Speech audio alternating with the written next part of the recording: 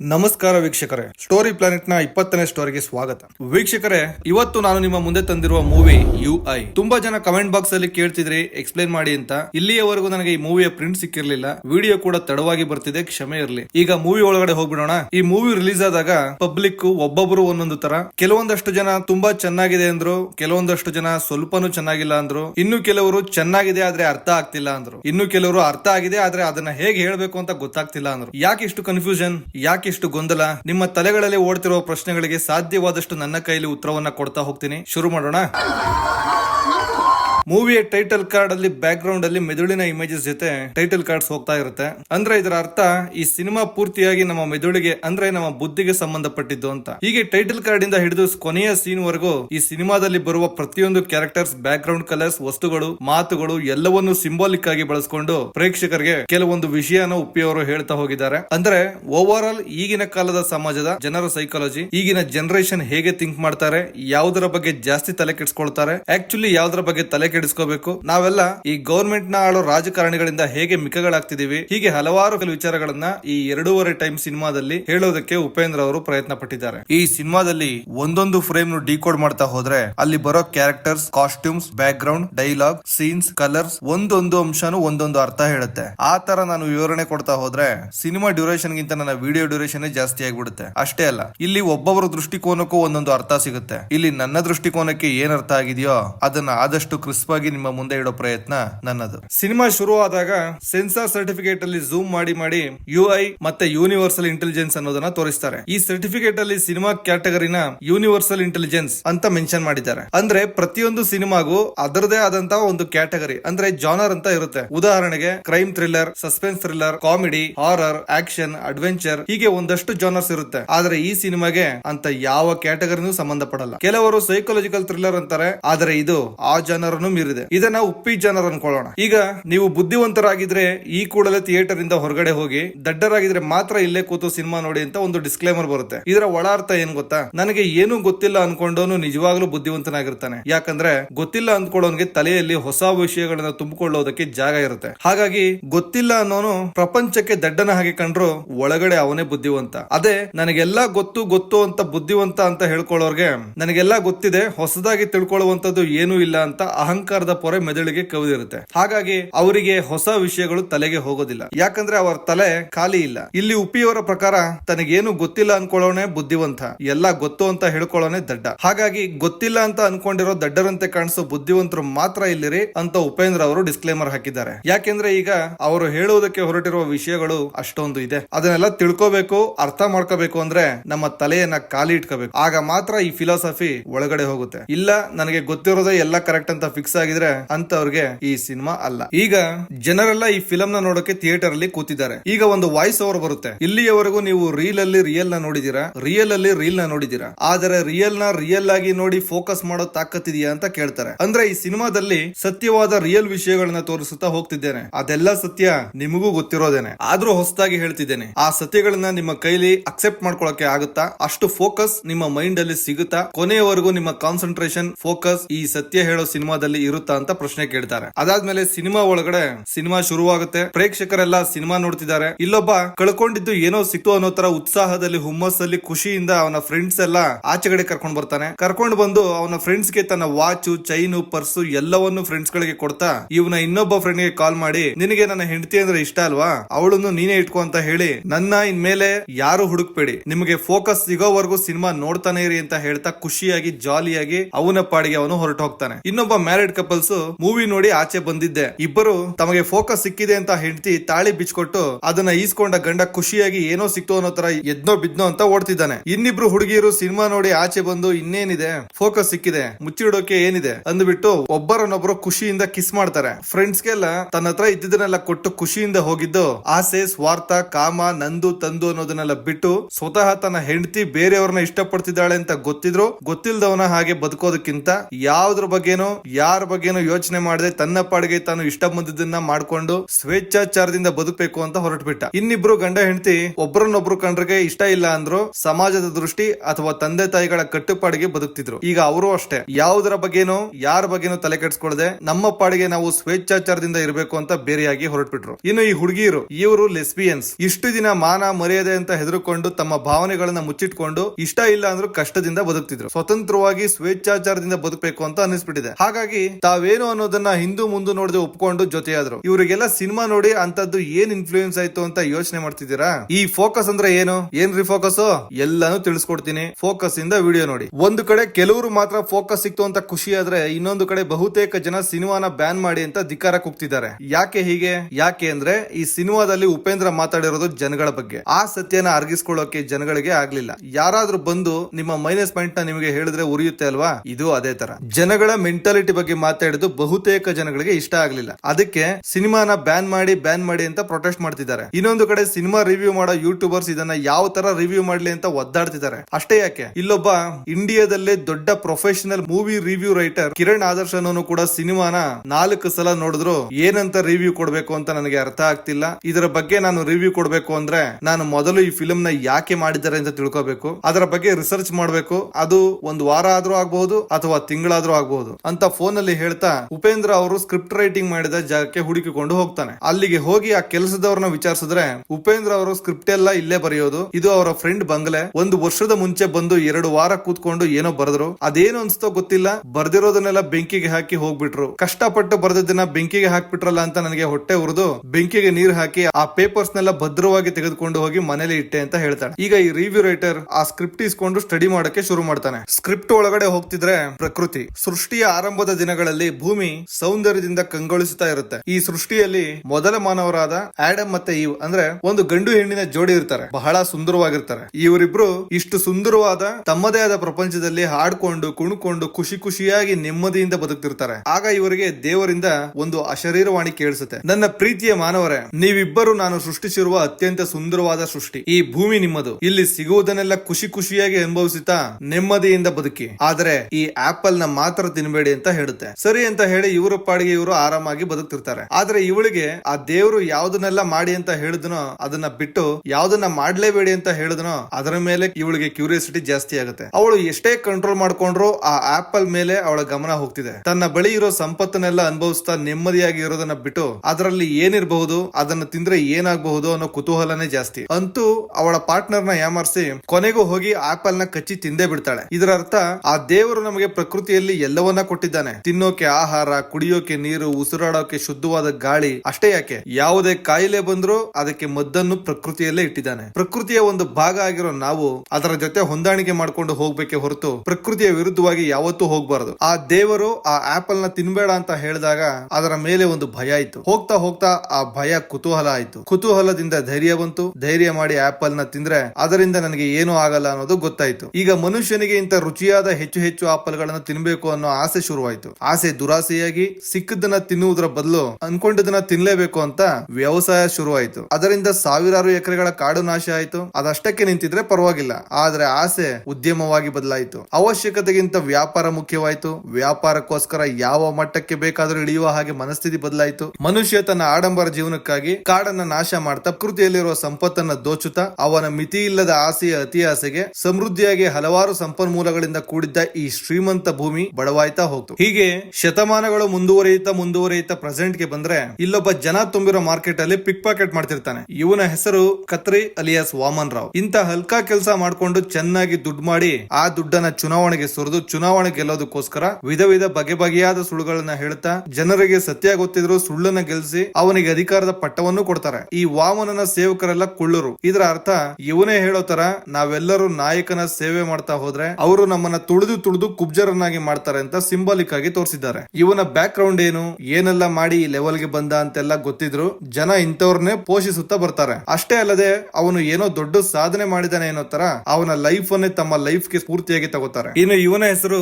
ಶ್ರೀ ಶ್ರೀ ವೀರಬ್ರಹ್ಮೇಂದ್ರ ಗುರುಜಿ. ಈತ ಒಬ್ಬ ಭವಿಷ್ಯ ನುಡಿಯುವ ಜ್ಯೋತಿಷಿ. ಜನ ತಮ್ಮ ವರ್ತಮಾನವನ್ನ ಮರೆತು ಇವರು ಹೇಳುವ ಭವಿಷ್ಯವಾಣಿಗೆ ಕಿವಿಗೊಟ್ಟು ಕೇಳಿ ಜನರಷ್ಟೇ ಅಲ್ಲ, ಜನರನ್ನ ಆಳೋ ನಾಯಕರುಗಳು ಕೂಡ ಇವನ ಮಾತಿಗೆ ಮಣೆ ಹಾಕ್ತಾರೆ. ಆದರೆ ಜ್ಯೋತಿಷ್ಯ ಅನ್ನುವಂತಹ ಪವಿತ್ರವಾದ ಕೆಲಸವನ್ನ ಮರೆತು ತನ್ನ ಲಾಭಕ್ಕಾಗಿ ಜನರನ್ನ ತನ್ನ ಮಾತುಗಳಿಂದ ಆಕರ್ಷಿಸಿ ಅವರಿಗೆ ಕಣ್ಣ ಮುಂದೆ ಇರುವ ವರ್ತಮಾನವನ್ನ ಮರೆಸಿ ಕಾಣದಿರುವ ಭವಿಷ್ಯದ ಗಾಳಿಯಲ್ಲಿ ತೇಲಿಸಿ ಬದುಕ್ತಿರ್ತಾನೆ. ಇವನು ಈ ಪಟ್ಟ ಏರ್ಬೇಕಾದ್ರೆ ಶನಿ ಗ್ರಹನ ತುಳಿದು ಹತ್ತೋದನ್ನ ನೀವು ಗಮನಿಸಬಹುದು. ಶನಿ ದೇವರು ಒಳ್ಳೆಯ ಕರ್ಮಗಳನ್ನ ಅಂದ್ರೆ ಸತ್ಕರ್ಮಗಳನ್ನ ಸೂಚಿಸುವ ದೇವ. ಇವನು ಒಳ್ಳೆಯ ಕರ್ಮಗಳನ್ನ ಮರೆತು ಅವುಗಳನ್ನ ಕಾಲ ಕೆಳಗೆ ಹಾಕಿಕೊಂಡು ಸುಳ್ಳಿನಿಂದ ಇಂಥ ಸ್ಥಾನಕ್ಕೆ ಏರ್ತಾನೆ ಅನ್ನೋದು ಇದರ ಅರ್ಥ. ಇವನು ಸತ್ಯ. ಈ ಸತ್ಯ ತುಂಬಾ ಸಭ್ಯಸ್ಥ, ವಿಚಾರವಂತ ಮತ್ತೆ ಬುದ್ಧಿವಂತ. ಈ ಸತ್ಯ ಅತ್ಯಾಚಾರಕ್ಕೆ ಒಳಗಾದ ಒಬ್ಬ ಅನಾಥೆಗೆ ಹುಟ್ಟಿದವನು. ಇವನ ತಾಯಿಗೆ ಹೆರಿಗೆ ಆಗ್ಬೇಕಾದ್ರೆ ಈ ಶಾಸ್ತ್ರಿ ಕರೆಕ್ಟ್ ಆಗಿ 12 ಗಂಟೆಗೆ ಮಗು ಹುಟ್ಟಿದ್ರೆ ಅವನು ಕಲ್ಕಿ ಭಗವಾನ್ನ ಅವತಾರವಾಗಿರ್ತಾನೆ ಅಂತ ಅವನ ಜ್ಯೋತಿಷ್ಯದ ಪ್ರಕಾರ ಊಹಿಸಿರ್ತಾನೆ. ಆದ್ರೆ ಈ ಸತ್ಯ 5 ನಿಮಿಷ ಮುಂಚೆ ಹುಟ್ಬಿಡ್ತಾನೆ. ಹಾಗಾಗಿ ಇವನು ಸತ್ಯವಂತನಾಗ್ತಾನೆ, ಸತ್ಯಯುಗವನ್ನ ತರ್ತಾನೆ. ಇವನನ್ನ ನಾವೇ ಸಾಕೊಳ್ಳೋಣ ಅಂತ ಇವನೇ ಸಾಕಿ ಬೆಳೆಸ್ತಾನೆ. ಇವನ ಸಾಕು ತಂದೆಯೇ ಈ ಜ್ಯೋತಿಷ್ಯ ಶಾಸ್ತ್ರಿ. ಸತ್ಯ ತುಂಬಾ ಅಂದ್ರೆ ತುಂಬಾ ಒಳ್ಳೆಯವನು, ತುಂಬಾನೇ ವಿಚಾರವಂತ. ಪರೋಪಕಾರಂ ವಿಧಂ ಶರೀರಂ ಅಂದ್ರೆ ಇನ್ನೊಬ್ಬರಿಗೆ ಉಪಕಾರ ಮಾಡೋದ್ರಲ್ಲೇ ತನ್ನ ಜೀವನ ಕಳೀತಿರ್ತಾನೆ. ತನ್ನ ಸುತ್ತಮುತ್ತ ಇರೋ ಜನಗಳಿಗೆ ಏನೇ ತೊಂದರೆ ಆದ್ರೂ ಅವರಿಗೆಲ್ಲ ಸಹಾಯ ಮಾಡೋದ್ರಲ್ಲಿ ಇವನ ಸಮಯ ಕಳೀತಾನೆ. ಸತ್ಯ ಮಾಡೋ ಒಳ್ಳೊಳ್ಳೆ ಕೆಲಸಗಳಿಂದ ಈ ವಾಮನನ ಜನರನ್ನೆಲ್ಲ ತನ್ನ ಕಡೆ ಸೆಳ್ಕೋತಾ ಇರ್ತಾನೆ. ಇವನನ್ನ ಈ ಹುಡುಗಿ ಅನ್ಕಂಡೀಷನಲ್ ಆಗಿ ಲವ್ ಮಾಡ್ತಿರ್ತಾಳೆ, ಹುಚ್ಚಿ ಅಂತ ಪ್ರೀತಿಸ್ತಿರ್ತಾಳೆ. ಅಂದ ಹಾಗೆ ಈ ವಾಮನ್ ರಾವ್ ಬೇರೆ ಯಾರೋ ಅಲ್ಲ, ಅದೇ ಕತ್ರಿ ಸೀನಾ. ಹಿಂದೆ ಪಿಕ್ ಪಾಕೆಟ್ ಮಾಡ್ಕೊಂಡು ಈಗ ಈ ಸ್ಥಾನಕ್ಕೆ ಬಂದಿರ್ತಾನೆ. ಇವನಿರೋ ಬಂಗಲೆನ ಅರಮನೆ ಅಂತ ತೋರಿಸ್ತಾರೆ. ಅಂದ್ರೆ ನಮ್ಮನ್ನ ಆಳೋರೆ ರಾಜರು ಅನ್ನೋ ತರ ತೋರಿಸ್ತಿದ್ದಾರೆ. ಮತ್ತೆ ಈ ರಾಜರು ಪ್ರಜೆಗಳನ್ನ ಆಳುಗಳು ಅಂತ ಕರೀತಾರೆ. ಇವರ ದೃಷ್ಟಿಲಿ ಈ ಪ್ರಜೆಗಳೆಲ್ಲ ಆಳುಗಳೇ. ಈಗ ಗಲ್ಲು ಶಿಕ್ಷೆಗೆ ಗುರಿಯಾಗಿರುವ ಕೈದಿಗಳನ್ನ ಪೊಲೀಸರು ವ್ಯಾನ್ ಅಲ್ಲಿ ಕರ್ಕೊಂಡು ಹೋಗ್ತಿರ್ತಾರೆ. ಅವ್ರನ್ನೆಲ್ಲ ಬಂದು ಇವನು ಅಟ್ಯಾಕ್ ಮಾಡಿ ಕೈದಿಗಳನ್ನೆಲ್ಲ ಕಟ್ಟಿ ಹಾಕಿ ಎಳೆದುಕೊಂಡು ಒಂದು ಜಾಗಕ್ಕೆ ಕರ್ಕೊಂಡು ಹೋಗ್ತಾನೆ. ಆ ಜಾಗದಲ್ಲಿ ಇದೇ ರೀತಿ ತುಂಬಾ ಜನಗಳನ್ನ ತಂದು ಕೂಡಿ ಹಾಕಿರ್ತಾನೆ. ಆ ಜಾಗದ ಡಿಸೈನ್ ಹೊರಗಿನಿಂದ ಮೆದುಳಿನ ತರ ಕಾಣುತ್ತೆ, ಒಳಗಡೆ ಕತ್ತಲಿನಿಂದ ಕೂಡಿರುತ್ತೆ. ಇಲ್ಲಿಂದ ತಪ್ಪಿಸ್ಕೊಳ್ಳಕ್ಕೆ ಯಾರ ಕೈಯಿಂದಲೂ ಆಗಲ್ಲ, ಆ ರೀತಿ ಇದನ್ನ ಡಿಸೈನ್ ಮಾಡಿರ್ತಾನೆ. ಅದರಲ್ಲೂ ಇಲ್ಲಿ ತುಂಬಾ ಒಳ್ಳೆಯವರು ಅಂತ ಅನ್ಸ್ಕೊಂಡವ್ರನ್ನ ಕೂಡಿ ಹಾಕಿರ್ತಾನೆ. ಅಷ್ಟಕ್ಕೂ ಈ ವ್ಯಕ್ತಿ ಯಾರು ನಿಮಗೆ ಮುಂದೆ ಗೊತ್ತಾಗುತ್ತೆ. ಅದಕ್ಕೂ ಮುಂಚೆ ಯಾರೆಲ್ಲ ವಿಡಿಯೋನ ನೋಡ್ತಿದಾರ ದಯವಿಟ್ಟು ಸಬ್ಸ್ಕ್ರೈಬ್ ಮಾಡ್ಕೊಳ್ಳಿ. ಸಬ್ಸ್ಕ್ರೈಬ್ ಫ್ರೀ ಇರುತ್ತೆ. 95% ಜನ ನನ್ನ ವಿಡಿಯೋಸ್ ನ ಸಬ್ಸ್ಕ್ರೈಬ್ ಮಾಡದೆ ನೋಡ್ತಿದ್ದೀರಾ. ಸಬ್ಸ್ಕ್ರೈಬ್ ಮಾಡಿದ್ರೆ ನಾನು ಹಾಕುವ ಪ್ರತಿಯೊಂದು ವಿಡಿಯೋಗಳು ನಿಮ್ಮನ್ನ ಬೇಗ ತಲುಪುತ್ತೆ. ಹಾಗಾಗಿ ಈ ಕೂಡಲೇ ಸಬ್ಸ್ಕ್ರೈಬ್ ಬಟನ್ ಅನ್ನು ಒತ್ತಿ. ಒಂದು ಸಲ ವಾಮನ್ ರಾವ್ ತನ್ನ ಆಳುಗಳನ್ನ ಸತ್ಯ ಅವನ ಕಡೆ ಸೆಳ್ಕೋತಿದ್ದಾನೆ ಅಂತ ಸತ್ಯನ ಹೊಡೆಯೋಕೆ ತನ್ನ ಆಳುಗಳನ್ನ ಕಳಿಸಿರ್ತಾನೆ. ಆಕ್ಚುಲಿ ನಾನು ಮೊದಲೇ ಹೇಳ್ದಂಗೆ ಈ ವಾಮನ್ ರಾವ್ ಆಳುಗಳು ಅನ್ನೋದು ಅವನ ಪಕ್ಷದ ಕಾರ್ಯಕರ್ತರನ್ನ. ಅವರು ಸತ್ಯನ ಹೆದರಿಸಿ ಬೆದರಿಕೆ ಹಾಕೋಕೆ ಬಂದಿರ್ತಾರೆ. ಆಗ ಸತ್ಯ ಅವರ ಕಿವಿಯಲ್ಲಿ ಒಂದು ಮಾತನ್ನ ಹೇಳ್ತಾನೆ. ಇದನ್ನ ಕೇಳಿ ಶಾಕ್ ಆಗಿ ಅವರು ನಾಯಕನ ಹತ್ರ ಹೋಗಿ, ಅಣ್ಣ ಇಷ್ಟು ದಿನ ನೀವು ನಮಗೆ ಸಂಬಳ ಕೊಡ್ತಿದ್ದೀರಿ ಅಂತ ಅನ್ಕೊಂಡಿದ್ದು, ಆದ್ರೆ ಇವಾಗ ಗೊತ್ತಾಯ್ತು ನಾವೇ ನಿಮಗೆ ಸಂಬಳ ಕೊಟ್ಟು ಸಾಕ್ತಿದ್ದೇವೆ ಅಂತ. ಇದನ್ನ ಕೇಳಿ ಕೋಪಿಸಿಕೊಂಡ ವಾಮನ ತನ್ನ ಆಳುಗಳಿಗೆ ಸತ್ಯನ ಸಾಯಿಸೋದಕ್ಕೆ ಹೇಳ್ತಾನೆ. ಇನ್ನೊಂದು ಕಡೆ ಇವನು ಒಂದು ವೈಶ್ಯವಾಟಿಕೆ ಅಡ್ಡೆ ಮೇಲೆ ದಾಳಿ ಮಾಡಿ ಅದನ್ನ ನಡೆಸೋರ್ನೆಲ್ಲ ಸಾಯಿಸಿ ವೈಶ್ಯರನ್ನ ಅದೇ ಕತ್ತಲ ಜಾಗಕ್ಕೆ ಕರ್ಕೊಂಡು ಬಂದು ಕೂಡಿ ಹಾಕ್ತಾನೆ. ಸತ್ಯನ ಸಾಯಿಸೋಕೆ ಬಂದ ವಾಮನನ ಕಡೆಯ ಆಳುಗಳು ಬರುವ ಮುಂಚೆನೆ ಸತ್ಯನನ್ನ ಅಪಹರಿಸಿ ಅವನನ್ನು ಈ ನಿಗೂಢ ಜಾಗದಲ್ಲಿ ಕೂಡಿ ಹಾಕಿ ವಾಮನನ ಕಡೆಯವರನ್ನೆಲ್ಲ ಹೊಡೆದು ವೀರಬ್ರಹ್ಮೇಂದ್ರ ಗುರುಜಿ ಮುಂದೆ ಸತ್ಯನ ರೀತಿ ಮಾತನಾಡಿ, ನೀನು ಊಹಿಸಿದ್ದ ಕಲ್ಕಿ ನಾನೇ ಅಂತ ಘೋಷಣೆ ಮಾಡಿಸ್ಕೊಳ್ತಾನೆ. ಇದು ಎಲ್ಲಾ ಕಡೆ ದೊಡ್ಡ ನ್ಯೂಸ್ ಆಗುತ್ತೆ. ಅವನ ಲವರ್ ಅಂತೂ ನನ್ನ ಸತ್ಯ ಕಲ್ಕಿ ಭಗವಾನ್ ಅಂತ ಖುಷಿಯಿಂದ ಪಟಾಕಿ ಹೊಡೆದು ಆಚರಣೆ ಮಾಡ್ತಿದ್ದಾಳೆ. ಸತ್ಯನ ಏರಿಯಾದ ಜನರೆಲ್ಲ ಈ ವಿಷಯನ ಸೆಲೆಬ್ರೇಟ್ ಮಾಡ್ತಾ ಕುಣಿದು ಕುಪ್ಪಳಿಸ್ತಾ ಇದ್ದಾರೆ. ಈಗ ಕಲ್ಕಿ ಇವರಿಗೆಲ್ಲ ದರ್ಶನ ಕೊಟ್ಟು, ಇಲ್ಲಿ ತಪ್ಪು ನಡೀತಿದೆ, ತುಂಬಾ ತಪ್ಪು ನಡೀತಿದೆ, ನನಗೆಲ್ಲಾ ಗೊತ್ತಿದೆ, ಎಲ್ಲವನ್ನ ಸರಿಯಾಗಿ ಮಾಡ್ತೀನಿ ಅಂತ ಹೇಳಿ ಹೊರಡ್ತಾನೆ. ಆಗ ಅವನು ಏನ್ ಹೇಳಿದ್ರು ಅರ್ಥ ಆಗದಿದ್ರು ಎಲ್ಲದಕ್ಕೂ ಜನ ಚಪ್ಪಾಳೆ ತಡ್ತಾರೆ. ಅಲ್ಲಿಂದ ಡೈರೆಕ್ಟ್ ವಾಮನನ ಅರಮನೆಗೆ ಬಂದು, ನೀನು ಇಲ್ಲಿ ಇರ್ಬೇಕಾದವನಲ್ಲ, ನಿನ್ನ ಸೆಂಟ್ರಲ್ ಸಾಮ್ರಾಟ್ ಮಾಡ್ತೀನಿ ಅಂತ ಹೇಳಿ ಆಸೆ ತೋರಿಸಿ ಹೋಗ್ಬಿಡ್ತಾನೆ. ಇದರಿಂದ ಖುಷಿಯಾದ ವಾಮನ ಅವನಿಗೆ ಕೈ ಮುಗಿದು ಆರ್ತಿ ಆಸೆಯಿಂದ ಕುಣಿತಿದ್ದಾನೆ. ಈಗ ಕಲ್ಕಿ ತನ್ನ ಅಮ್ಮನನ್ನು ಕರ್ಕೊಂಡು ಸತ್ಯನ ಹತ್ತಿರ ಬಂದು, ನಾನು ನಿನ್ನ ತಮ್ಮ, ನಾವಿಬ್ಬರು ಈ ತಾಯಿಯ ಮಕ್ಕಳು ಅಂತ ಹೇಳ್ತಾ ಒಂದು ಕತೆ ಹೇಳ್ತಾನೆ. ನಮ್ಮ ಅಮ್ಮ ಪ್ರಕೃತಿ, ನಮ್ಮ ತಾಯಿ ಪ್ರಕೃತಿ ವನ್ಯಜೀವಿಗಳಿಂದ ಸಿರಿ ಸಂಪತ್ತುಗಳಿಂದ ತುಂಬಿ ತುಳುಕುತ್ತಿದ್ದಳು. ಆದರೆ ಮನುಷ್ಯರು ತಮ್ಮ ದುರಾಸೆಯಿಂದ, ದುರಾಲೋಚನೆಯಿಂದ mining mafia, timbering mafia, medical mafia, business mafia ಹೀಗೆ ತಮ್ಮ ವಿವೇಚನೆ ಕಳ್ಕೊಂಡು ಎಲ್ಲರೂ ಸೇರಿ ನಮ್ಮ ತಾಯಿಯ ಅತ್ಯಾಚಾರ ಮಾಡಿದ್ರು. ಮತ್ತೆ ನಮ್ಮಮ್ಮನ ಹೆರಿಗೆಯಾದಾಗ 11:55ಕ್ಕೆ ನೀನು ಹುಟ್ಟಿದ್ರೆ ಮತ್ತೆ ಅದೇ 5 ನಿಮಿಷ ಗ್ಯಾಪ್ ಅಲ್ಲಿ ಕರೆಕ್ಟ್ ಆಗಿ 12 ಗಂಟೆಗೆ ನಾನು ಹುಟ್ಟಿದೆ. ಆದ್ರೆ ನಾನು ಹುಟ್ಟಿದ್ದು ಗುಡುಗು ಸಿಡಿಲಿನ ಸೌಂಡ್ ಅಲ್ಲಿ ಆ ಶಾಸ್ತ್ರಿಗೆ ಗೊತ್ತಾಗ್ಲಿಲ್ಲ. ಇದನ್ನ ಅಲ್ಲೇ ದೂರದಿಂದ ಗಮನಿಸ್ತಿದ್ದ ಒಬ್ಬ ಅಫ್ಘಾನ್ ಅವನ 2ನೇ ಹೆಂಡತಿ ಅಮೆರಿಕನ್ ಮಾತು ಕೇಳಿ ಆ ಮಗುನ ಬಲವಂತವಾಗಿ ಕಿತ್ಕೊಂಡು ಸಾಕೋಕೆ ಶುರು ಮಾಡ್ದ. ಆ ಅಫ್ಘಾನ್ ನ ಮೊದಲನೇ ಹೆಂಡತಿ ಒಬ್ಬಳು ರಷ್ಯನ್. ನೋಡೋಕೆ ಸತ್ಯನ ತರ ಇದ್ದ ನನ್ನನ್ನ ಕಳ್ಳತನಕ್ಕೆ ಯೂಸ್ ಮಾಡ್ಕೊಂಡ್ರು. ನಾನು ಕದ್ದು ತಂದ ಸಂಪತ್ತಿಗೋಸ್ಕರ ರಷ್ಯನ್ ಹೆಂಡತಿ ಮತ್ತು ಅಮೆರಿಕನ್ ಹೆಂಡತಿ ಕಿತ್ತಾಡ್ಕೊಂಡು ಒಂದು ದಿನ ಅಫ್ಘಾನ್ ಹತ್ರ ಇರೋ ಎಲ್ಲಾ ಸಂಪತ್ತನ್ನ ದೋಚ್ಕೊಂಡು ಅವನಿಂದ ದೂರ ಆದ್ರು. ಈ ಫ್ರಸ್ಟ್ರೇಷನ್ ಅಲ್ಲಿ ನನ್ನ ಸಾಕಿದ ಅಫ್ಘಾನ್ ಕುಡ್ಕೊಂಡು ಈ ಪ್ರಪಂಚ ಸರಿ ಇಲ್ಲ, ಇಲ್ಲಿ ತಲೆ ಹೊಡೆದು ಬದುಕಬೇಕು ಅಂತ ಹೇಳ್ದ. ಅವನು ಹೇಳ್ದಂಗೆ ನಾನು ಮೊದಲು ಅವನ ತಲೆನೇ ಹೊಡೆದು ಬದುಕೋಕೆ ಶುರು ಮಾಡಿದೆ. ಮುಂದೆ ಅಂತ ಹಲವಾರು ಹಲವಾರು ತಲೆಗಳನ್ನ ಹೊಡೆದೆ ಅಂತ ತನ್ನ ಕಥೆನ ಹೇಳ್ತಾನೆ. ಮತ್ತೆ ಈ ಅಫ್ಘಾನ್ ಹೆಂಡತಿ ರಷ್ಯನ್ ಅಮೆರಿಕನ್, ಇಂಡಿಯಾದವರನ್ನ ಬಳಸ್ಕೊಂಡು ಇಂಡಿಯಾನೇ ಕೊಳ್ಳೆ ಹೊಡೆದು ಮತ್ತೆ ತಮ್ಮ ತಮ್ಮ ದೇಶಕ್ಕೆ ಹೋಗೋದು. ಇದರ ಒಳ ಅರ್ಥ ಸಂಪನ್ಮೂಲಗಳು ಮತ್ತು ಐಶ್ವರ್ಯದಲ್ಲಿ ಶ್ರೀಮಂತ ದೇಶವಾದ ನಮ್ಮ ಭಾರತನ ಬೇರೆ ದೇಶಗಳು ಸ್ವಾತಂತ್ರ್ಯ ಸಿಗುವುದಕ್ಕೆ ಮುಂಚೆ ಕೊಳ್ಳೆ ಹೊಡೆದಿರೋದನ್ನ ಸಿಂಬಾಲಿಕ್ ಆಗಿ ಈ ರೀತಿ ತೋರಿಸಿದ್ದಾರೆ. ವೀಕ್ಷಕರೇ, ಕಲ್ಕಿ ಮತ್ತೆ ಸತ್ಯನ ಹುಟ್ಟಿನ ಕಥೆ ಇದೆಯಲ್ಲ, ಇದನ್ನ ಹೇಗೆ ಸಿಂಬಲೈಸ್ ಮಾಡಿದ್ದಾರೆ ಅಂದ್ರೆ, ಉದಾಹರಣೆಗೆ ಒಳ್ಳೆಯದು ಕೆಟ್ಟದ್ದು ಎಂಬುದು ಒಂದೇ ನಾಣ್ಯದ ಎರಡು ಮುಖಗಳು. ಅಂದ್ರೆ ಇಲ್ಲಿ ಒಳ್ಳೆಯದನ್ನ ಸತ್ಯ ರೆಪ್ರೆಸೆಂಟ್ ಮಾಡಿದ್ರೆ ಕೆಟ್ಟದ್ದನ್ನ ಕಲ್ಕಿ ರೆಪ್ರೆಸೆಂಟ್ ಮಾಡ್ತಾನೆ. ಅಲ್ಲ ಗುರು, ತಲೆ ಹೊಡೆದು ಬದುಕೋನ್ನ ಕಲ್ಕಿ ಅಂತ ಯಾಕೆ ಹೆಸರಿಟ್ರು ಅಂತ ನೀವು ಕೇಳಬಹುದು. ಸತ್ಯ ಯಾವತ್ತಿದ್ರೂ ಸತ್ಯವಾಗಿ ಉಳಿಯುತ್ತೆ, ಅದಕ್ಕೋಸ್ಕರ ಸತ್ಯ ಮಾರ್ಗದಲ್ಲಿ ನಡೆಯುವನ ಹೆಸರು ಸತ್ಯನೇ. ಆದ್ರೆ ಈಗಿನ ಕಾಲದಲ್ಲಿ ಕೆಟ್ಟದ್ದನ್ನ ವೈಭವೀಕರಿಸೋದು ಜಾಸ್ತಿ. ಉದಾಹರಣೆಗೆ ಒಬ್ಬ ರಾಜಕಾರಣಿ ಅವನ ಹಿನ್ನೆಲೆಯಲ್ಲಿ ಏನೆಲ್ಲ ಹಲ್ಕಾ ಕೆಲಸಗಳು ಮಾಡಿದ್ರು, ಜೈಲಿಗೆ ಹೋಗಿರೋದು, ಇಂಥದ್ದು ಏನೇ ಹಿನ್ನೆಲೆ ಇದ್ರು ಅವನು ಅಧಿಕಾರಕ್ಕೆ ಅಂತ ಬಂದ ಮೇಲೆ ಒಂದು 4 ಬಣ್ಣದ ಮಾತುಗಳನ್ನ ಆಡಿ ಅವನ ಅಧಿಕಾರನ ಬಳಸಿ ಜನಗಳಿಗೆ ಮಾಡ್ಬೇಕಾಗಿರುವ ಕರ್ತವ್ಯದಲ್ಲಿ ಯಾವುದೋ 1-2 ಯೋಜನೆ ಮಾಡ್ಬಿಟ್ರೆ ಜನ ಅವನ ಹಿನ್ನೆಲೆಯನ್ನೆಲ್ಲ ಮರೆತು ಈ ಮಾಡಿರೋ 1-2 ಒಳ್ಳೆ ಕೆಲಸಗಳನ್ನ ಕೊಂಡಾಡೋದೇ ಜಾಸ್ತಿ. ಅಷ್ಟಕ್ಕೆ ನಿಲ್ಲುತ್ತಾ ಅವನನ್ನ ದೇವರು ತರ ನೋಡ್ತಾರೆ, ಸುಮ್ಮನೆ ತಲೆ ಮೇಲೆ ಕೂರಿಸಿ ಮೆರೆಸ್ತಾರೆ. ಇದು ನಮ್ಮ ಇಂಡಿಯನ್ ಪೀಪಲ್ ಸೈಕಾಲಜಿ. ಅದಕ್ಕೆ ಈ ಕ್ಯಾರೆಕ್ಟರ್ ದೇವರ ಕಲ್ಕಿ ಹೆಸರನ್ನ ಇಟ್ಟಿರೋದು. ಅಧಿಕಾರದಲ್ಲಿದ್ದಾಗ ಇದನ್ನೆಲ್ಲ ಮಾಡ್ಬೇಕಾಗಿರೋದು ಅವನ ಕರ್ತವ್ಯ. ಯಾಕಂದ್ರೆ ನಾವು ಕಟ್ಟೋ ತೆರಿಗೆಯಿಂದ ಅವನಿಗೂ ಸಂಬಳ ಹೋಗುತ್ತೆ. ಅವನು ರಾಜಕಾರಣಿನೇ ಆಗಿದ್ರು ಅವನಿಗೆ ಅಂತ ಒಂದು ಸಂಬಳ ಇರುತ್ತೆ. ಇದೇ ಕಾರಣಕ್ಕೆ ಒಂದು ಸೀನಲ್ಲಿ ವಾಮನ ಮಾಳುಗಳು, ಇಷ್ಟು ದಿನ ನೀವು ನಮಗೆ ಸಂಬಳ ಕೊಡ್ತಿದ್ರಿ ಅಂತ ಅನ್ಕೊಂಡಿದ್ವಿ, ಆದ್ರೆ ಈಗಲೇ ಗೊತ್ತಾಗಿದ್ದು ನಾವೇ ನಿಮಗೆ ಸಂಬಳ ಕೊಟ್ಟು ಕೆಲಸ ಕೊಟ್ಟಿದೀವಿ ಅಂತ ಹೇಳೋದು. ಈ ಸಿನಿಮಾದಲ್ಲಿ ಕಲ್ಕಿಗೆ ಪರ್ಯಾಯ ಅರ್ಥ ಡಿಸ್ಟ್ರಕ್ಷನ್ ಅಂದ್ರೆ ನಾಶ. ಯಾವಾಗ ಮನುಷ್ಯ ಪ್ರಕೃತಿಯನ್ನ ವಿನಾಶದತ್ತ ತಗೊಂಡು ಹೋದ್ನೋ ಅಲ್ಲಿಂದಲೇ ಅವನ ಅಂತ್ಯದ ಕ್ಷಣಗಳನ್ನೇ ಶುರುವಾಯಿತು. ಆ ಅಂತ್ಯ ಮಾಡುವವನೇ ಈ ಕಲ್ಕಿ. ಅಂದ್ರೆ ಇವನು ಪ್ರಕೃತಿಯನ್ನ ತನ್ನ ತಾಯಿಯಂತೆ ಭಾವಿಸಿದ್ದಾನೆ. ಇಡೀ ಪ್ರಕೃತಿ ಮೇಲೆ ಆಗಿರೋ ದೌರ್ಜನ್ಯ, ನನ್ನ ತಾಯಿ ಮೇಲೆ ಆಗಿರೋ ದೌರ್ಜನ್ಯ ಎರಡೂ ಒಂದೇ. ಅಂದ್ರೆ ಲಿಟ್ರಲಿ ಕಾಡು ನಾಶ ಮಾಡೋದು, ನಮ್ಮ ತಾಯಿನ ನಾವೇ ರೇಪ್ ಮಾಡೋದು ಎರಡೂ ಒಂದೇ ಅಂತ ಇದರ ಒಳ ಅರ್ಥ. ಈಗ ತನ್ನ ತಾಯಿ ಪ್ರಕೃತಿಯನ್ನ ಈ ಸ್ಥಿತಿಗೆ ತಂದೋರ್ನ ಬಿಡಲ್ಲ, ಈ ಸಮಾಜನ ನಾಶ ಮಾಡೇ ಮಾಡ್ತೀನಿ ಅಂತ ಕಲ್ಕಿ ಬಂದಿದ್ದಾನೆ. ಅಂದ್ರೆ ಕಲ್ಕಿ ಪ್ರಕೃತಿಯ ವಿಕೋಪದ ಸಂಕೇತ. ಯಾವಾಗ ಪ್ರಕೃತಿ ವಿಕೋಪಕ್ಕೆ ತಿರುಗುತ್ತೋ ಅವಾಗಲೇ ಸುನಾಮಿ, ಚಂಡಮಾರುತ, ಅತಿವೃಷ್ಟಿ, ಅನಾವೃಷ್ಟಿ, ಹವಾಮಾನ ವೈಪರೀತ್ಯಗಳು, ಹೀಗೆ ಎಲ್ಲಾ ರೀತಿಯ ಅಡ್ಡ ಪರಿಣಾಮಗಳನ್ನ ಬೀರುತ್ತೆ. ಅಲ್ಲಿಗೆ ತನ್ನ ತಾಯಿ ಅಂದ್ರೆ ಈ ಭೂಮಿ ತಾಯಿಗೆ ಆದ ಅನ್ಯಾಯನ ಈ ಜನಗಳನ್ನ ನಾಶ ಮಾಡೋ ರೂಪದಲ್ಲಿ ಕಲ್ಕಿ ಬಂದು ಸೇಡು ತೀರಿಸ್ಕೊಳ್ತಿದ್ದಾನೆ. ಮತ್ತೆ ಈ ಕಲ್ಕಿ ಈ ಜನರನ್ನ ಮತ್ತೆ ತನ್ನ ತಮ್ಮ ಸತ್ಯನನ್ನ ತಂದು ಕೂಡಿ ಹಾಕಿರೋದು ಒಂದು ಮೆದುಳಿನ ಆಕಾರ ಇರುವಂತ ಒಂದು ಜಾಗಕ್ಕೆ. ಇದು ಮೆದುಳನ್ನ ಸೂಚಿಸುತ್ತೆ. ಈ ಮೊದಲೇ ಹೇಳ್ದಂಗೆ ಇಲ್ಲಿಂದ ತಪ್ಪಿಸಿಕೊಳ್ಳಲು ಇಷ್ಟು ಸುಲಭ ಅಲ್ಲ, ಅಷ್ಟು ಕಠಿಣವಾದ ದಾರಿಯನ್ನೇ ಹಿಡಿದಿರ್ತಾನೆ. ಈಗ ಇಲ್ಲಿಂದ ತಪ್ಪಿಸಿಕೊಳ್ಳೋದು ಸತ್ಯನ ಮುಂದೆ ಇರುವಂತ ಚಾಲೆಂಜ್. ಅಂದ್ರೆ ತನ್ನ ತಲೆಗೆ ಕೆಲಸ ಕೊಟ್ಟು ಬುದ್ಧಿ ಓಡಿಸಿ ಎಷ್ಟೇ ಅಡಚಣೆಗಳು ಬಂದ್ರು ವಿಚಲಿತಗೊಳ್ಳದೆ ಇಲ್ಲಿಂದ ಹೊರಗಡೆ ಹೋಗೋದು ಒಂದು ಸವಾಲಿನ ಕೆಲಸ. ಇಷ್ಟು ಜನ ಇದರೊಳಗೆ ಇರೋದ್ರ ಅರ್ಥ ಬಹುತೇಕ ಜನರು ಈಗ ತಮ್ಮ ತಮ್ಮ ತಲೆಗಳಿಗೆ ಕೆಲಸ ಕೊಡ್ತಿಲ್ಲ, ತುಂಬಾ ಕಂಫರ್ಟ್ ಝೋನ್ ಅಲ್ಲಿ ಇದ್ದಾರೆ ಅಂತ. ಅಂದ್ರೆ ಈಗಿನ generation mobile, social media, reels ಮತ್ತೆ ಹೊಸ ಆವಿಷ್ಕಾರ ಆರ್ಟಿಫಿಷಿಯಲ್ ಇಂಟೆಲಿಜೆನ್ಸ್ ಇವೆಲ್ಲದರ ಹಿಂದೆ ಬಿದ್ದಿದ್ದಾರೆ. ಹಾಗಾಗಿ ತಮ್ಮ ಬುದ್ಧಿಯ ಮಹತ್ವವನ್ನು ಅವರು ಮರೆತು ಬಿಟ್ಟಿದ್ದಾರೆ. ಆದ್ರೆ ಇದನ್ನೆಲ್ಲ ಭೇದಿಸಿ ಹೊರಗಡೆ ಬರೋ ನಿಜವಾದ ಬುದ್ಧಿವಂತನ ದಾರಿಯಲ್ಲಿ ಸತ್ಯ ಯೋಚನೆ ಮಾಡ್ತಿದ್ದಾನೆ. ಈಗ ಸತ್ಯ ಕಲ್ಕಿ ಹೇಳಿದ್ದ ಒಂದು ಮಾತನ್ನ ನೆನಪಿಸ್ಕೊಳ್ತಾನೆ. ನೀನು ಹೊರಗಡೆ ಪ್ರಪಂಚದಲ್ಲಿ ನೋಡಿ ಕಲಿದೇ ಇರೋದನ್ನ ನಾನು ಇನ್ನರ್ ವರ್ಡ್ ಅಂದ್ರೆ ಈ ಒಳಗಡೆ ಪ್ರಪಂಚದಲ್ಲಿ ಇಟ್ಕೊಂಡೇ ಕಲ್ತಿದ್ದೀನಿ ಅಂತ. ಆಗ ಸತ್ಯನ್ಗೆ ಫ್ಲಾಶ್ ಆಗುತ್ತೆ, ಈ ಇನ್ನರ್ ವರ್ಡ್ ಅಂದ್ರೆ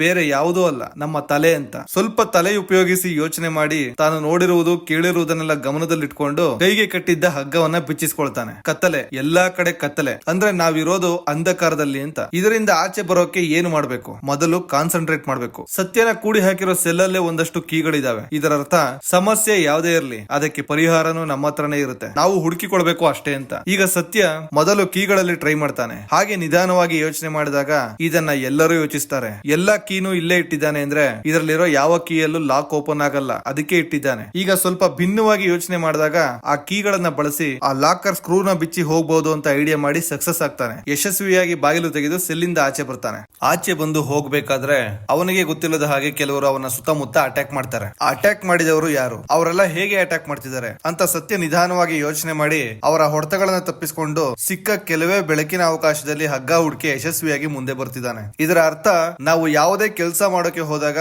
ಅಥವಾ ಯಾವುದೇ ಸಮಸ್ಯೆಯಿಂದ ಬಿಡಿಸ್ಕೊಳ್ಳೋಕೆ ಪ್ರಯತ್ನ ಮಾಡಿದಾಗ ನಮ್ಮ ಮನಸ್ಸು, ನಮ್ಮ ಬುದ್ಧಿ ಬೇರೆ ಬೇರೆ ಥಾಟ್ ಪ್ರೋಸೆಸ್ ಇಂದ ಡಿಸ್ಟರ್ಬ್ ಆಗುತ್ತೆ. ನಮ್ಮ ಮೈಂಡ್ ನ ಡಿಸ್ಟರ್ಬ್ ಮಾಡೋದು ನಮ್ಮ ಹಳೆ ನೆನಪುಗಳಾಗಿರಬಹುದು, ನಮ್ಮ ಮುಂದೆ ಇರುವ ಸಮಸ್ಯೆ ಯೋಚನೆ ಬಿಟ್ಟು ಬೇರೆ ಯೋಚನೆಗಳಾಗಿರಬಹುದು. ಈ ರೀತಿ ನಾನಾ ಆಲೋಚನೆಗಳಿಂದ ನಮ್ಮ ಮೈಂಡ್ ನ ಡಿಸ್ಟರ್ಬ್ ಮಾಡ್ಕೋತೀವಿ. ಅದೇ ತರ ಅದನ್ನ ದಾಟಿ ಬರ್ಬೇಕಾದ್ರೆ ಇಂತಹ ಡಿಸ್ಟರ್ಬ್ ಗಳು ಇರ್ತವೆ ಅನ್ನೋದು ಇದರ ಅರ್ಥ. ಈಗ ನೀವು ಗಮನಿಸಬಹುದು, ಸತ್ಯ ಮುಂದೆ ಹೋಗ್ಬೇಕಾದ್ರೆ ಇಲ್ಲಿ ಜನಗಳೆಲ್ಲ ಅಲ್ಲಿಗೆ ಹೋಗ್ಬೇಡ, ಸತ್ತು ಹೋಗ್ತೀಯ ಅಂತ ಹೆದರಿಸ್ತಿದ್ದಾರೆ. ಇದರ ಅರ್ಥ ನಾವು ಲೈಫ್ ಅಲ್ಲಿ ರಿಸ್ಕ್ ತಗೋಬೇಕು. ಅಂದ್ರೆ ಏನು ಮಾಡಕ್ಕಾಗಲ್ಲ, ಕೆಲವೊಂದು ಚಾನ್ಸ್ ತಗೊಳ್ಳೇಬೇಕು. ಎಲ್ಲರ ಮಾತನ್ನ ಕೇಳ್ತಾ ಕೂರಬಾರದು, ನಮ್ಮ ಮನಸ್ಸಿಗೆ ಅನ್ಸುತ್ತನ್ನ ನಾವು ಮಾಡ್ಬೇಕು ಅಂತ. ಈ ಹಂತ ಎಲ್ಲ ಮುಗಿಸ್ಕೊಂಡು ಬಂದ ಮೇಲೆ ಇನ್ನೇನು ಹೊರಗಡೆ ಹೋಗ್ಬೇಕು ಅನ್ನೋ ಟೈಮ್ ಅಲ್ಲಿ ಒಂದು ಬಾರೋ ಪಬ್ಬೋ ನೋಡಬಹುದು. ಇದು ಜೀವನದಲ್ಲಿ ಒಂದು ಮುಖ್ಯವಾದ ಘಟ್ಟ. ನೀವು ಎಷ್ಟೇ ಹಾರ್ಡ್ ವರ್ಕ್ ಮಾಡಿ ಎಷ್ಟೇ ಡೆಡಿಕೇಶನ್ ಇಂದ ಮುಂದೆ ಬಂದಿದ್ರು ಹೆಣ್ಣಿನ ವಿಷಯದಲ್ಲಿ ಮೈ ಮರೆತ್ರೆ ನಾವು ಮಾಡಿದ್ದೆಲ್ಲ ಹೊಳೆಯಲ್ಲಿ ಹೋಮ ತೊಳೆದಂಗಾಗುತ್ತೆ. ಹೆಣ್ಣು ಅನ್ನೋದು ತುಂಬಾ ಡಿಸ್ಟರ್ಬೆನ್ಸ್. ಈ ರೀತಿಯ ಆಕರ್ಷಣೆಗಳಿಗೆ ಒಳಗಾಗಬಾರದು ಅನ್ನೋದೇ ಇದರ ಅರ್ಥ. ಒಂದು ವೇಳೆ ಹೆಣ್ಣಿನ ಆಕರ್ಷಣೆಗೆ ಬಿದ್ರೆ ನಾವು ಲೈಫ್ ಅಲ್ಲಿ ಅಲ್ಲೇ ಸ್ಟ್ರಕ್ ಆಗ್ತೀವಿ ಅಥವಾ ಹಿಂದೆ ಹೋಗ್ತೀವಿ, ಮುಂದೆ ಬರೋದಕ್ಕಾಗಲ್ಲ ಅಂತ ಅರ್ಥ.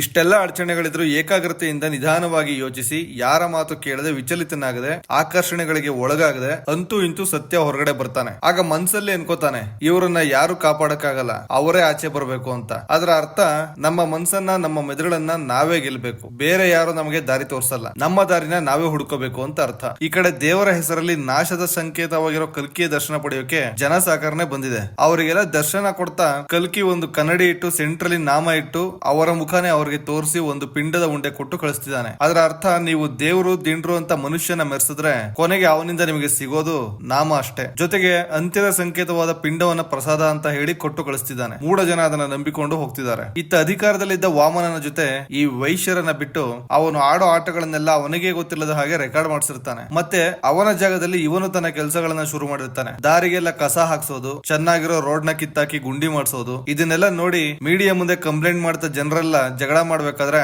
ವಾಮನ್ ರಾವ್ ತನ್ನ ಮಗನಿಗೆ ಹೇಳ್ತಾನೆ, ಇದೇ ಒಳ್ಳೆ ಸಮಯ, ಹೋಗಿ ಅದೇ ಕ್ರೌಡ್ ಅಲ್ಲಿ ಪಿಕ್ ಪಾಕೆಟ್ ಮಾಡಿ ಹೋಗು, ಯಾಕಂದ್ರೆ ಅದು ನಮ್ಮ ಕುಲಕಸಬು, ಅದರಿಂದಲೇ ನಾವು ಇಷ್ಟೆಲ್ಲ ಸಂಪಾದನೆ ಮಾಡಿರೋದು, ಯಾವ್ದನ್ನ ಬಿಟ್ರು ಅದನ್ನ ಮಾತ್ರ ಬಿಡಬಾರದು ಅಂತ. ಅವನ ಮಗನಿಗೆ ಇಷ್ಟ ಇಲ್ಲ ಅಂದ್ರೂ ಫೋರ್ಸ್ ಮಾಡಿ ಕಳಿಸ್ತಾನೆ. ಇದರ ಅರ್ಥ ಇಂತ ಹಿನ್ನೆಲೆಯಿಂದ ಬಂದಿರೋ ರಾಜಕಾರಣಿಗಳು ಎಷ್ಟೇ ದೊಡ್ಡ ಮಟ್ಟದ ಪೋಸ್ಟ್ ಗೆ ಹೋದ್ರು ತಮ್ಮ ಹಳೆ ಚಾಳಿಗಳನ್ನ, ಹಳೆ ಹಲ್ಕ ಬುದ್ಧಿಗಳನ್ನ ಬಿಡಲ್ಲ. ಅಷ್ಟೇ ಅಲ್ಲ, ತನ್ನ ಮಕ್ಕಳುಗಳನ್ನ ಚುನಾವಣೆಗೆ ನಿಲ್ಲಿಸಿ ತಮ್ಮ ಹಳೆ ದರೋಡೆಯ ಬುದ್ಧಿಗಳನ್ನ ಆಡಳಿತದಲ್ಲಿ ಮುಂದುವರಿಸ್ತಾರೆ ಅನ್ನೋದೇ ಇದರ ಒಳ ಅರ್ಥ. ಒಟ್ಟಿನಲ್ಲಿ ಕಲ್ಕಿ ವಾಮನನ ಹೆಸರಲ್ಲಿ ತಪ್ಪು ಕೆಲಸಗಳನ್ನ ಮಾಡಿ ಪಬ್ಲಿಕ್ ಗೆ ತೊಂದರೆ ಕೊಟ್ಟು ಅವನಿಗೆ ಪಕ್ಷದ ಟಿಕೆಟ್ ತಪ್ಪಿಸಿ ತಾನು ಗಿಟ್ಟಿಸಿಕೊಂಡು ವಾಮನನನ್ನ ಬೀದಿಗೆ ತರ್ತಾನೆ. ಈಗ ಈ ವಿದೇಶದವರಿಗೆ ರೋಡ್ ಹಾಕೋ ಕಾಂಟ್ರಾಕ್ಟ್ ಗೆ 80% ಅವರಿಂದ ಕಮಿಷನ್ ತಗೊಂಡು 20% ಮಾತ್ರ ಅವರಿಗೆ ಕೊಡ್ತಿರ್ತಾನೆ. ಇದರ ಬಗ್ಗೆ ವಾಮನ್ ಕೇಳಿದಾಗ, ನಿನ್ನ ಸೆಂಟ್ರಲ್ ಸಾಮ್ರಾಟ್ ಮಾಡ್ಬೇಕು ಅಂದ್ರೆ ನಾವು ಇಂಥದ್ರಲ್ಲಿ ಸಂಪಾದನೆ ಮಾಡ್ಬೇಕು ಅಂತ ಹೇಳ್ತಾನೆ. ಅಂದ್ರೆ ಇದರ ಬಗ್ಗೆ ಜಾಸ್ತಿ ಹೇಳೋ ಅವಶ್ಯಕತೆ ಇಲ್ಲ. ಇಡೀ ಸರ್ಕಾರಗಳು ನಡೆಯೋದೇ ಕಮಿಷನ್ ಬೇಸಿಸ್ ಮೇಲೆ.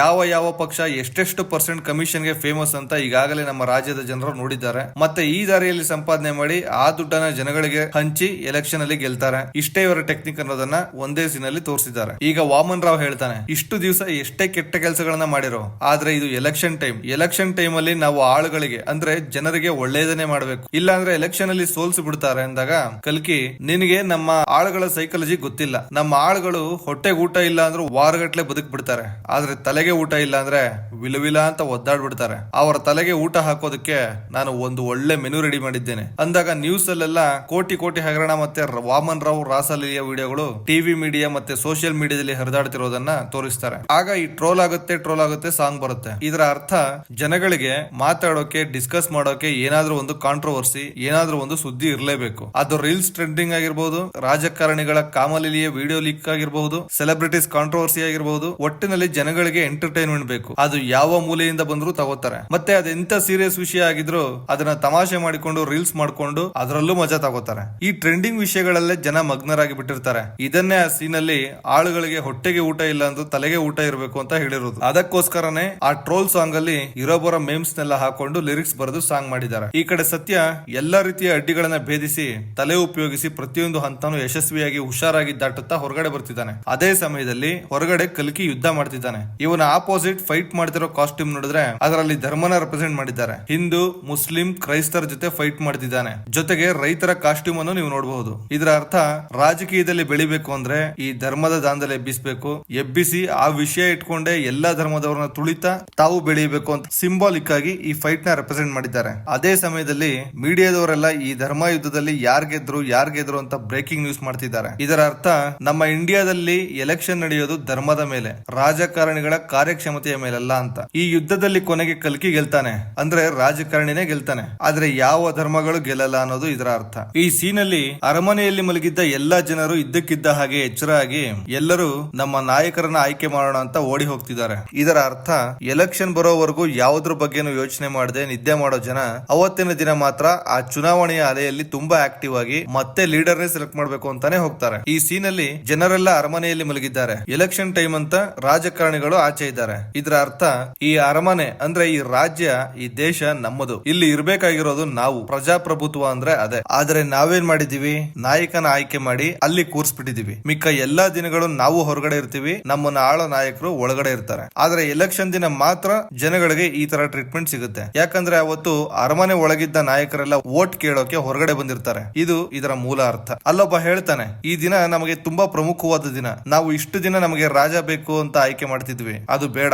ಈ ಅರಮನೆ ನಮ್ದು, ಅಂದ್ರೆ ರಾಜ್ಯ ನಮ್ದು. ನಾವೆಲ್ಲರೂ ಸೇರಿ ನಮ್ಮಲ್ಲೇ ಯಾರಾದ್ರೂ ಕೆಲಸಗಾರನ ಹುಡ್ಕೋಣ ಅಂತ ಅಡ್ವೈಸ್ ಮಾಡ್ತಾನೆ. ಆದ್ರೆ ಅವನ ಮಾತನ್ನ ಯಾರು ಕೇಳಲ್ಲ. ರಾಜ್ಯ ದೇಶ ಮುಂದೆ ಹೋಗ್ಬೇಕಂದ್ರೆ ರಾಜನೇ ಬೇಕು. ನೀನ್ ಹೇಳೋ ತರ ನಮ್ಮ ಇತಿಹಾಸದಲ್ಲಿ ಎಲ್ಲೂ ನಡೆದಿಲ್ಲ. ಹಾಗಾಗಿ ನಾವು ರಾಜನನ್ನೇ ಆಯ್ಕೆ ಮಾಡೋಣ ಅಂತ ಮತ್ತದೇ ಕೆಲಸ ಮಾಡ್ತಾರೆ. ಈಗ ಕಲ್ಕಿ ಜಾತಿ ಧರ್ಮ ಅಂತಾನೆ ಪ್ರಚಾರ ಮಾಡ್ತಾ ಜನಗಳ ಮನಸ್ಸಲ್ಲಿ ವಿಷ ಬೀಜ ಬಿತ್ತಿ ಜನಗಳ ಮಧ್ಯೆ ದಾಂಧಲೆ ಎಬ್ಬಿಸ್ತಾನೆ. ಈ ಪ್ರಚಾರದಿಂದ ಮತ್ತೆ ಎಲ್ಲರೂ ಕಲ್ಕಿನ ಆಯ್ಕೆ ಮಾಡ್ತಾರೆ. ಅಂದ್ರೆ ತಮ್ಮ ನಾಶನ ತಾವೇ ಆಯ್ಕೆ ಮಾಡ್ಕೋತಾರೆ. ಅಷ್ಟರಲ್ಲಿ ಸತ್ಯ ಅಲ್ಲಿಂದ ತಪ್ಪಿಸ್ಕೊಂಡು ಆಚೆ ಬಂದಿರ್ತಾನೆ. ಈ ಟೈಮ್ ಅಲ್ಲಿ ಚೀಪ್ ಚೀಪ್ ಅನ್ನೋ ಸಾಂಗ್ ಬರುತ್ತೆ. ಈ ಸಾಂಗ್ ಅಲ್ಲಿ ನಂದು ತುಂಬಾ ದೊಡ್ಡದು, ನಿಂದು ತುಂಬಾ ಚಿಕ್ಕದು ಅಂತ ಹೇಳ್ತಾರೆ. ಅಂದ್ರೆ ಜನರೆಲ್ಲ ನಮ್ಮ ಧರ್ಮ ದೊಡ್ಡದು, ನಮ್ಮ ಜಾತಿನೇ ದೊಡ್ಡದು ಅಂತ ಕಿತ್ತಾಡೋದನ್ನ ಈ ರೀತಿ ಬಿಂಬಿಸಿದ್ದಾರೆ. ಮತ್ತೆ ಜಾತಿ ಧರ್ಮದ ಬಗ್ಗೆ ಕಿತ್ತಾಡೋದು ತುಂಬಾ ಚೀಪ್ ಆದ ವಿಷಯ ಅನ್ನೋದು ಇದರ ಮೂಲ ಅರ್ಥ. ಈ ಸಾಂಗ್ ಅಲ್ಲಿ ಕಲ್ಕಿ ಜಾತಿ ಧರ್ಮದ ಹೆಸರಲ್ಲಿ ಜನಗಳ ನಡುವೆ ಬೆಂಕಿ ಇಡ್ತಿದ್ದಾನೆ. ಆದ್ರೆ ಇದಕ್ಕೆ ತದ್ವಿರುದ್ಧವಾಗಿ ಸತ್ಯ ಅವರಿಗೆಲ್ಲ ಜಾತಿ ಅಂದ್ರೆ ನಾವು ಮಾಡೋ ಕರ್ಮ, ಅಂದ್ರೆ ಕೆಲಸನ ಗುರುತಿಸೋ ವಿಷಯ ಅಷ್ಟೇ.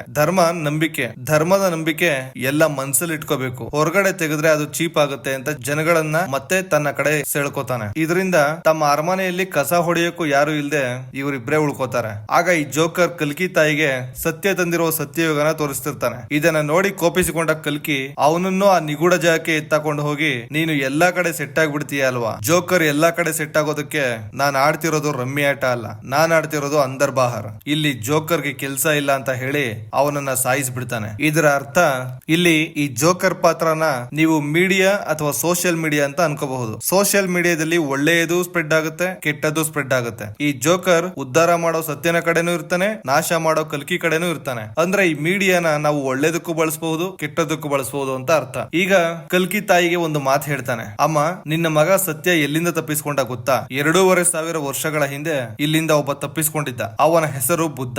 ಇಲ್ಲಿಂದ ತಪ್ಪಿಸ್ಕೊಂಡು ಹೋದವ್ರಿಗೆ ಏನ್ ಬೇಕಾದ್ರೂ ಕೊಡೋ ಶಕ್ತಿ ಇರುತ್ತೆ. ಅಂದ್ರೆ ಕಾಮ, ಕ್ರೋಧ, ಮದ, ಮತ್ಸರ, ದುರಾಸೆ, ದ್ವೇಷ, ಈ ರೀತಿಯ ಎಲ್ಲಾ ಕೆಟ್ಟ ಭಾವನೆಗಳನ್ನ ಗೆದ್ದವನಿಗೆ ಕಳ್ಕೊಳ್ಳೋಕೆ ಏನು ಇರಲ್ಲ. ಹಾಗಾಗಿ ಅವನದು ಯಾವತ್ತಿದ್ರೂ ಕೊಡೋ ಕೈಯಾಗಿರುತ್ತೆ. 2.5 ವರ್ಷಗಳ ಹಿಂದೆ ಬುದ್ಧ ಗೆದ್ದಿದ್ದು ತನ್ನ ಮನಸ್ಸನ್ನ, ತನ್ನ ಬುದ್ಧಿನ, ತನ್ನ ಆಲೋಚನೆಗಳನ್ನ. ಹಾಗಾಗಿ ಅವನು ಅಷ್ಟು ದೊಡ್ಡ ವ್ಯಕ್ತಿಯಾಗಿತ್ತು ಅನ್ನೋದೇ ಇದರ ಒಳ ಅರ್ಥ. ಸತ್ಯ ಇಲ್ಲಿಂದ ಹೋಗಿ ಸತ್ಯಯುಗವನ್ನ ಸ್ಥಾಪಿಸ್ತಾನೆ. ಅಂದ್ರೆ ಜಾತಿ ಭೇದ, ಧರ್ಮ ಭೇದ, ಮೇಲು ಕೀಳು, ಬಡವರು ಶ್ರೀಮಂತರು, ದ್ವೇಷ, ದುರಾಸೆ ಯಾವುದೂ ಇಲ್ಲದಿರುವಂತಹ ಸೂಪರ್ ಯುಗ. ಅವನು ಏನೇ ಮಾಡಿರ್ಲಿ ಅದನ್ನೆಲ್ಲ ಹೊಡೆದು ಹಾಕುವುದು ಹೆಂಗೆ ಅಂತ ನನಗೆ ಗೊತ್ತು. ಯಾಕಂದ್ರೆ ಕುಂಬಾರನಿಗೆ ಮಡಕೆ ಮಾಡೋಕೆ ವರ್ಷಗಟ್ಲೆ ತಗೊಂಡ್ರೆ ಅದನ್ನ ಒಡೆದು ಹಾಕೋನ್ಗೆ 1 ನಿಮಿಷ ಸಾಕು ಅಂತಾನೆ. ಇದರ ಅರ್ಥ ಬುದ್ಧ, ವಿವೇಕಾನಂದ ಸ್ವಾಮಿ, ಬಸವಣ್ಣ, ಜೀಸಸ್ ಇಂತ ಎಂತೆಂತ ದೊಡ್ಡ ದೊಡ್ಡ ವ್ಯಕ್ತಿಗಳು, ಮೇಧಾವಿಗಳು ಬಂದು ಬೋಧಿಸಿ ಹೋದ್ರು ಅದರ ಪ್ರಭಾವ ಸ್ವಲ್ಪ ದಿನಗಳ ಮಟ್ಟಿಗೆ ಮಾತ್ರ ಇರುತ್ತೆ. ಆದ್ರೆ ಕೆಟ್ಟ ಉದ್ದೇಶ ಇರೋ ವ್ಯಕ್ತಿ ಬಂದ್ರೆ ಇವರುಗಳ ಮಧ್ಯೆ ಬೇಡದ ವಿಷ ಬೀಜಗಳನ್ನ ಬಿತ್ತಿ ಸುಲಭವಾಗಿ ಎಲ್ಲರ ಒಗ್ಗಟ್ಟನ್ನ ಒಡಿಬಹುದು ಅಂತ.